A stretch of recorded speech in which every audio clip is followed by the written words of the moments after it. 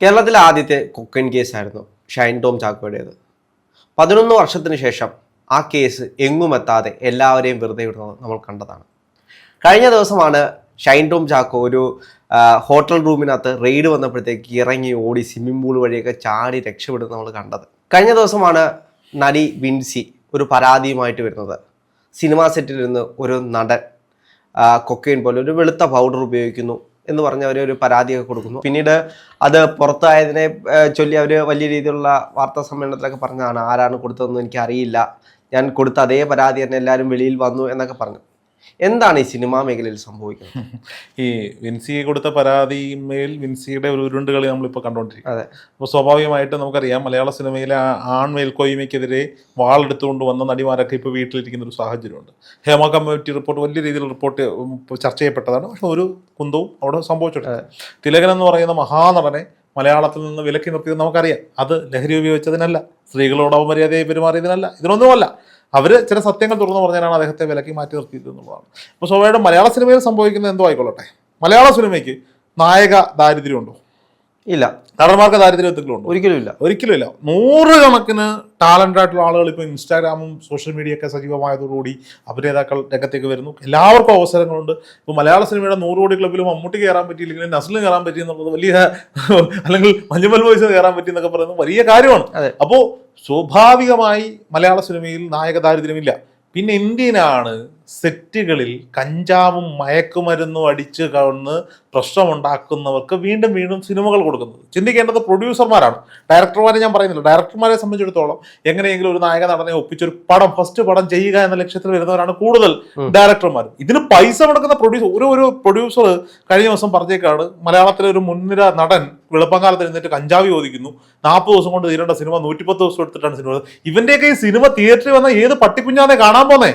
ഏത് സിനിമയാണ് തിയേറ്ററിൽ വിജയിക്കുന്നത്? മറ്റുള്ള നായകന്മാരോടും നടന്മാരുടെയും കൂടെ സൈഡ് റോളൊക്കെ ചെയ്യുന്ന സമയത്ത് ആരെങ്കിലും കാണുന്നു എന്നല്ലാതെ ഇവന്റെ പടമൊക്കെ കട്ട് ചെയ്ത് ഫേസ്ബുക്കിലും ഇൻസ്റ്റാഗ്രാമിലും വരുമ്പോഴാണ് ആളുകൾ കാണുന്നത്. അല്ലാതെ ഇവന്റെ ഒക്കെ പടം ആര് കാണുന്നതായി പറയുന്നത്? പിന്നെ എന്തിനാണ് ഈ പടങ്ങൾ പിടിക്കാൻ പോകുന്നത്? അപ്പോഴാണ് ചില ഓൺലൈൻ മാധ്യമ പ്രവർത്തകർ വിനീത് ശ്രീനിവാസനോടല്ല ധ്യാൻ ശ്രീനിവാസനോട് ചോദിച്ച ചോദ്യം പ്രസക്തമാവുന്നത്. കള്ളപ്പണം വെളുപ്പിക്കാനാണോ ഈ സിനിമ ചെയ്യുന്നത്? പൈസ കിട്ടുന്നില്ല, പിന്നെ എന്തിനാ ഈ സിനിമ ചെയ്യുന്നത്? ഇതിനൊരു കലാമൂല്യം ഇല്ലെങ്കിൽ പിന്നെ എന്തിനാ ഈ സിനിമ ചെയ്യുന്നത്? ഒന്നുകിൽ നിങ്ങൾക്ക് അവാർഡ് കിട്ടണം, അല്ലെങ്കിൽ നിങ്ങൾക്ക് ഇതുകൊണ്ട് ലാഭം കിട്ടണം, അല്ലെങ്കിൽ നിങ്ങൾക്ക് ഡയറക്ടർക്ക് പേര് കിട്ടണം. ഇവന്റെയൊക്കെ പടം ചെയ്ത ഡയറക്ടർമാർ ആർക്കെങ്കിലും അറിയൂ? ഇല്ല, ഒരിക്കലും ഇല്ല. അല്ല. അപ്പോൾ സ്വാഭാവികമായിട്ടും ഈ ഷൈൻ ടോം ചാക്കോ ആകട്ടെ, ഏതൊരാളോ ആയിക്കൊള്ളട്ടെ, ഞാൻ ഒരാളെ ടാർഗറ്റ് ചെയ്യല്ല. പിന്നീട് ഒരു പേര് ശ്രീനാഥ് ഭാസിയുടെ സിനിമയെ കുറിച്ചാണ് കഞ്ചാവ് ഉപയോഗത്തെ പറ്റി പറഞ്ഞു വെച്ചത്. പറയാൻ ഒരു മടിയില്ല എന്നുള്ളതാ. ഇവര് മാത്രമല്ല, മലയാളത്തിലെ ഒട്ടുമിക്ക ആളുകൾ ഇത് ഉപയോഗിക്കുന്നുണ്ട്. മദ്യം ഇപ്പൊ കഴിഞ്ഞ ദിവസം ഒരു പ്രമുഖ നടിയുടെ ഒരു ഇന്റർവ്യൂവിൽ പറഞ്ഞു, ഒരു കാലത്ത് മദ്യമായിരുന്നെങ്കിൽ ഇപ്പൊ മയക്കുമരുന്നിന് വഴിമാറി എന്നുള്ളതാണ്. എന്തോ ആയിക്കോട്ടെ, ഇത് നിങ്ങളെ തൊഴിലിടമല്ലേ? അതെ. ഒരു ഇന്റർവ്യൂവിൽ ധ്യാൻ ശ്രീനിവാസനോട് ഒരാൾ ചോദിച്ചപ്പോൾ അദ്ദേഹം പറഞ്ഞത് എനിക്കിത് തൊഴിലാണെന്നാ. ശരി, നിങ്ങൾക്കിത് തൊഴിലാണെങ്കിൽ തൊഴിലിടത്തെ ഇപ്പൊ ഞാൻ ചോദിക്കട്ടെ, ഇത് നമ്മുടെ ഷൂട്ടിംഗ് ഫ്ലോറാ, ഇവിടെ കൊണ്ടുവച്ച് കള്ളു കുടിക്കാൻ ഞാൻ സമ്മതിക്കൂ? അല്ലെങ്കിൽ രാഹുൽ സമ്മതിക്കോ? അടിച്ചിട്ട് ഇവിടെ വന്ന് ഇരിക്കാൻ സമ്മതിക്കോ? ഇല്ല. അപ്പോ സ്വാഭാവികമായിട്ട് ഇവിടെ വരുന്ന ആളുകൾക്ക് ഒരു സിഗരറ്റ് വലിക്കണമെങ്കിലും ടെറസിൽ പോയി വലിച്ചോണമെന്ന് നമ്മൾ പറയുന്ന സ്ഥലമാണ്. കാരണം നമ്മൾ ഈ സ്ഥലത്തെ വളരെ ദൈവീകമായി കാണുന്ന സ്ഥലമാണ്. അപ്പോൾ ഇവരുടെ സിനിമാ തൊഴിലിടത്ത് അടിച്ച് കിണ്ണം തിരിഞ്ഞെടുത്ത് വന്നിരിക്കുക അഭിനയിക്കാൻ. എന്നിട്ട് അവൻ ചോദിക്കുക ഡ്രസ്സ് മാറാൻ സഹായിക്കണോ?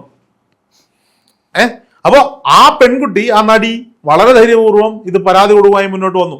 പരാതി പുറത്ത് വന്നതിന്റെ പേരിൽ ആ പെൺകുട്ടി പരാതിയിൽ നിന്ന് പിന്മാറേണ്ട കാര്യമുണ്ടോ? ഒരിക്കലും ഇല്ല. അടാ, ഒരു സിനിമാ നടൻ എന്ന് പറഞ്ഞാൽ 100 കണക്കിന് സിനിമ നടൻ. കാരണം വിൻസി അഭിനയിച്ച കുറച്ച് സിനിമകളെ അഭിനയിച്ചിട്ടുള്ളെങ്കിൽ പോലും നല്ല നടിയാണ്. അപ്പൊ ആ പെൺകുട്ടി അഭിനയിച്ചിട്ടുള്ള എല്ലാ നായക നടന്മാരിലേക്ക് വിരൽ ചൂണ്ടപ്പെടും. അതിൽ പേര് പറയുന്നതാണ് നല്ലത്. പിന്നെ ഈ കഞ്ചാവ് കേസ്, MDMA കേസ് എന്ന് പറഞ്ഞാൽ മലയാളത്തിൽ 2-3 പേരാണ് ഫസ്റ്റ് കേൾക്കാറുള്ളത്. പക്ഷെ ഇവർ മാത്രമല്ല, ഇവർ ഓവറായിട്ട് അടിച്ചിട്ട് ഇത് പുറത്ത് കാണിക്കുന്നു. ഇത് അടിച്ചിട്ട് കാണിക്കാതെ നല്ല കപ്പാസിറ്റിയോടെ നിൽക്കുന്ന ഒരുപാട് പേരുണ്ട്, ടെക്നീഷ്യന്മാരുടെ സൈഡിലൊക്കെ ഉണ്ട് എന്നുള്ളതാണ് പല വാർത്തകൾ വരുമ്പോൾ നമുക്ക് മനസ്സിലാകാൻ പറ്റുന്നത്. സോ അതെന്തോ ആയിക്കൊള്ളട്ടെ. അപ്പോ ഇതിനകത്ത് എനിക്ക് വളരെ വളരെ രസകരമായ ഒരു സ്റ്റേറ്റ്മെന്റ് എന്ന് കേട്ടു.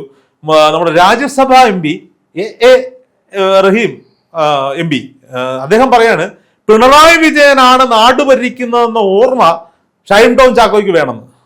റഹീമിനോട് ഞാൻ തിരികെ ചോദിക്കാൻ ആഗ്രഹിക്കുന്നത്, പണ്ട് 2015 എന്തായാലും പിണറായി വിജയൻ സർക്കാർ വന്നിട്ടില്ല, ഉമ്മൻചാണ്ടി സർക്കാരിന്റെ കാലഘട്ടത്തിലാണ് ഷൈൻ ടോം ചാക്കോയെ അറസ്റ്റ് ചെയ്തത്. ഇനി നിങ്ങളുടെ ഒരു MLA മകനെ, ആ കുട്ടി നിരപരാധിയാണോ അപരാധിയാണോ എനിക്കറിയില്ല, അല്ലെന്നാണ് കോടതി പറയുന്നത്. നിരപരാധിയാണെന്നാണ് കോടതി പറഞ്ഞത്. ഓക്കെ, അല്ലെങ്കിൽ കേസ് അങ്ങനെയാണ് പോയിരിക്കുന്നത്, റിപ്പോർട്ടിൽ നിന്ന് പേര് ഒഴിവാക്കിയിട്ടുണ്ട്. ആ MLA-യുടെ മകന്റെ പേര് ചേർത്തപ്പോ ആ കുട്ടി ഇത് ചെയ്തിട്ടില്ല എന്ന് പറയുന്നതിന് ഞങ്ങൾക്ക് മനസ്സിലാക്കാം. ആ കുട്ടിയെ അടുത്തറിയാവുന്ന CPM നേതൃത്വം അല്ലെങ്കിൽ ആ കുടുംബത്തെ അടുത്തറിയാവുന്ന CPM ഒരു ബീഡി വലിക്കുന്നത് ഇത്ര വലിയ തെറ്റാണോ എന്ന് ചോദിച്ച സാംസ്കാരിക വകുപ്പും സിനിമാ വകുപ്പും ഭരിക്കുന്ന ഒരു മന്ത്രിയുണ്ട് നിങ്ങൾക്ക്. അയാളുടെ പേര് സജി ചെറിയാന്ന് തിരിച്ച് ഓർമ്മിപ്പിക്കുകയാണ്.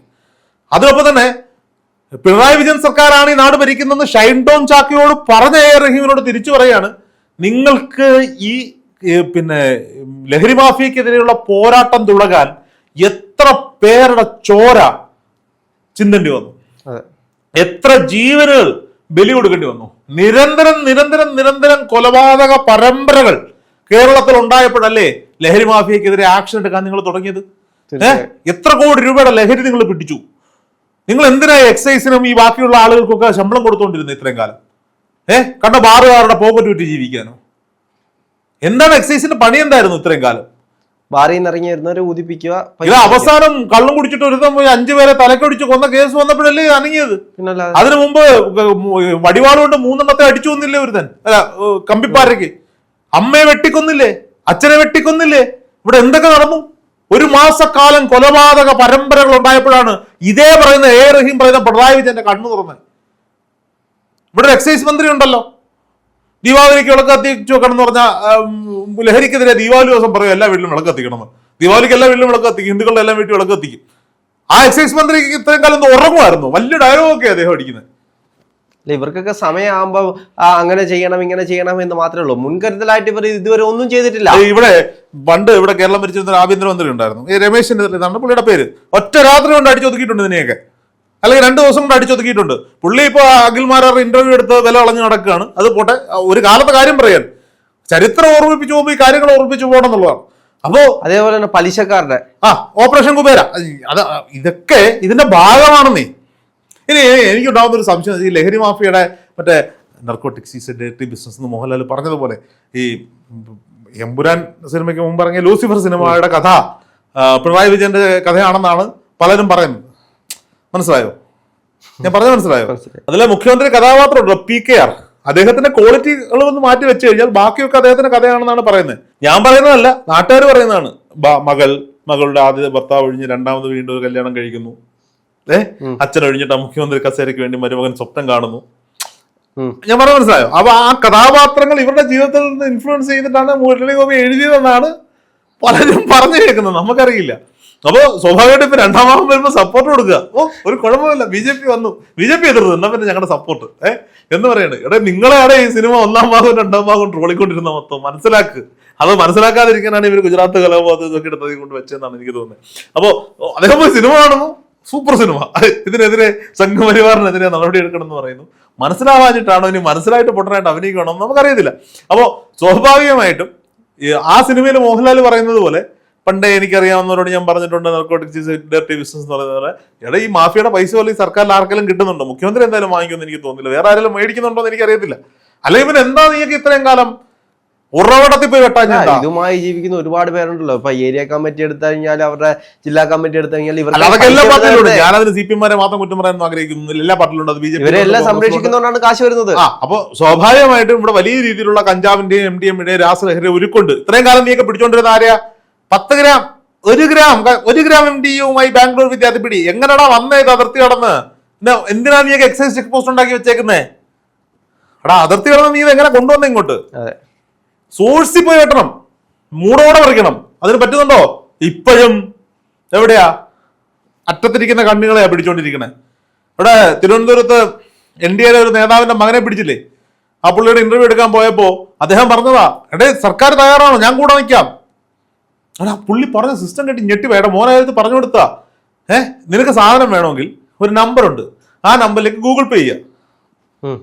ഗൂഗിൾ പേ ചെയ്തിട്ട് ഗൂഗിൾ പേയുടെ സ്ക്രീൻഷോട്ട് ഒരു നമ്പറിലേക്ക് അയച്ചു കൊടുക്കുക. ഈ നമ്പറുകളൊക്കെ ഇന്റർനാഷണൽ നമ്പറുകളാണ്, ഇന്ത്യൻ നമ്പറുകളല്ല. അപ്പോ ഈ സാധനം ഈ ഭാഗത്ത് എവിടെയെങ്കിലും കൊണ്ട് വെച്ചിട്ട് ആ നമ്പറിൽ നിന്ന് ഒരു ഗൂഗിൾ മാപ്പ് ലൊക്കേഷനും വരും, ഒരു ഫോട്ടോയും വരുന്നു. ഏതെങ്കിലും പോസ്റ്റിന്റെ അടിയിൽ ഡസ്റ്റ്ബിന്റെ സൈഡിൽ പോയി എടുത്തോണം. MDMA വരുന്ന വഴിയാ ഞാൻ പറഞ്ഞേ. അത് ആരാ ഏതാ എന്നൊന്നും ഇവരും അറിയത്തില്ല. ഇവർക്ക് അറിയേണ്ട കാര്യമില്ല, ഇവർക്ക് സാധനം കിട്ടിയാൽ മതി. പക്ഷെ അതേ രീതിയിൽ ഇവനെ തൂക്കാൻ പറ്റില്ലേ? പറ്റണം. എത്രയോ ടെക്നോളജി കയ്യിലുള്ള സംസ്ഥാന സർക്കാരിന്റെ പോലീസാ കേരളത്തിലുള്ള. ഹാൻസ് വിൽക്കുന്നവനെ, ഷംപു വിൽക്കുന്നവനെ, സിഗരറ്റ് വിൽക്കുന്നവനെ, പൊതുനിരത്തിൽ സിഗരറ്റ് വലിക്കുന്നവനൊക്കെ ഇതൊക്കെ പിടിക്കണം. നിരോധിച്ച സാധനങ്ങൾ വിൽക്കുന്നവനൊക്കെ പിടിക്കണം. എന്നിട്ട് 10 പാക്കറ്റ് നിരോധിത പുകയില ഉൽപ്പന്നവുമായി തട്ടുകട മുതലാളിയെ എക്സൈസ് സംഘം അറസ്റ്റ് ചെയ്തൊരു ഫോട്ടോ വരും. ഇടക്കാല കാലില്ലാത്തവനോ കൈയില്ലാത്തവനോ ഒക്കെ ആയിരിക്കും. അപ്പോഴും ഇവിടെ MDMA കഞ്ചാവും വിലസുവാ. ഇവിടെ കഞ്ചാവൊന്നും വേണ്ട, MDMA വിലസുവാ. MDMA കഞ്ചാവ് സ്റ്റാമ്പ് പല വിധത്തിലാണ് സാധനങ്ങൾ. എനിക്കറിയത്തില്ല, എനിക്കതിനെ പറ്റി അറിയത്തില്ല. പണ്ടൊക്കെ ഞാൻ കോളേജ് പഠിക്കുന്ന സമയത്താണെങ്കിൽ ഞാൻ പറഞ്ഞുതരാം അതിനെ പറ്റിയൊക്കെ. അപ്പോ സ്വാഭാവികമായിട്ടും എന്നിട്ടും പറയാണ് മുഖ്യമന്ത്രി പിണറായി വിജയനാണ് ഇവിടുത്തെ ഭരിക്കുന്നത്. അവിടെ തൂക്ക്. ഇന്ന് പോലീസുകാരൻ പറഞ്ഞ എന്താണെന്നറിയോ? ഇപ്പൊ എല്ലാവരും വിചാരിച്ചെന്തുവാ ഷൈൻ ടോം ചാക്കയെ അറസ്റ്റ് ചെയ്യാൻ വേണ്ടിയിട്ടാണ് പോലീസ് അവിടെ ചെന്നതെന്ന്. അല്ല, പോലീസ് അവിടെ ചെന്നത് ആ ഹോട്ടലിൽ ഏതോ ഒരു റൂമിൽ ഒരു ലഹരി കച്ചവടക്കാരനുണ്ടെന്നുള്ള ഇൻഫർമേഷൻ കിട്ടിയിട്ടാ. അവിടെ ചെന്നപ്പോൾ ഷൈൻ ടോം ചാക്ക ഉണ്ടെന്ന് അറിഞ്ഞു. എന്നാ ഒന്ന് റൂം പരിശോധിച്ചേക്കാന്ന് വെച്ചിട്ട് റൂം തുറന്നപ്പോൾ ഇയാൾ ലോക്കിൽ കൂടെ നോക്കി, ലെൻസിൽ കൂടി. ഇയാളുടെ മേക്കപ്പ് മാനും മറ്റൊരാളും റൂമിലുണ്ടായിരുന്നു. വേറെ ഏതൊരു മഞ്ഞപ്പത്രം എഴുതിയിട്ടുണ്ട്. അവിടെ ഏതോ പെങ്കൊച്ചുണ്ടായിരുന്നു. ഏതോ പെങ്കൊച്ചിന്റെ പടമൊക്കെ വെച്ചിട്ട് ഏതൊരു ഓൺലൈൻ പോർട്ടലിൽ എഴുതിയിരിക്കുന്നുണ്ട്. ഇവൻ ഇറങ്ങി ഓടി. 3ാമത്തെ നിലയിലെടുത്ത് 1ാമത്തെ നിലയുടെ ഷീറ്റ് ചാടുക. അവിടുന്ന് നിറങ്ങി വന്ന് സ്വിമ്മിംഗ് പൂളിൽ വീഴുക. അവിടുന്ന് ഇറങ്ങി സ്റ്റെപ്പ് കയറി ലോബി വഴി ഇറങ്ങി ഓടുക. പുള്ളി ഇത്ര വലിയ ഓട്ടക്കാരനായിരുന്നു എന്നുള്ളതാണ്. അയാൾ എന്തിനാ പേടിക്കും? ഒന്നെങ്കിൽ ഈ വിൻസി കൊടുത്ത കേസും പ്രകാരം അറസ്റ്റ് ചെയ്യാൻ വന്നതാണെന്ന് വിചാരിച്ചിട്ടുണ്ടാവും, അല്ലെങ്കിൽ കയ്യിൽ സാധനം ഉണ്ടാവും. ഈ 2 അനുമാനങ്ങളാണ് നമുക്ക് പറയാൻ പറ്റുന്നത്. നമുക്ക് ഇനി ചിലപ്പോൾ അദ്ദേഹം അങ്ങ് നന്നാവാൻ തീരുമാനിച്ചിട്ടിരുന്ന ദിവസമാണ് ഇറങ്ങി ഓടിയൊന്നും നമുക്കറിയില്ല. ഷൈൻ ടോം ചാക്കോ എന്നല്ല, മറ്റ് ഏത് നടനമായിക്കോട്ടെ ഈ സാധനം സെറ്റിൽ ഉപയോഗിക്കുന്നവന്മാര്, അതേ സിനിമാക്കാർക്ക് അതേ പറ്റും. ബാക്കി ചെയ്യേണ്ടത് ഇവിടുത്തെ പോലീസും എക്സൈസോ. സെറ്റിൽ ഉപയോഗിക്കുന്നവന്മാരെ വിലക്കിടണ്ടേ? തൊട്ടതിനും പിടിച്ചതിനും അഭിപ്രായം പറഞ്ഞതിനും ഒക്കെ തിലകനെ പോലുള്ള മഹാനടന്മാരെ വിലക്കിയ സംഘടനയല്ലേ അമ്മ. വിലക്ക് പുറത്തു നിർത്തണം. അതിനുള്ള ആർജവം ഉണ്ടാകണം. ആർക്കുണ്ടാവണം? അമ്മയ്ക്ക് ഉണ്ടാകണം. അമ്മയോടത് പറഞ്ഞ് ചെയ്യിപ്പിക്കാനുള്ള ആർജവം സർക്കാരിനും ഉണ്ടാകണം.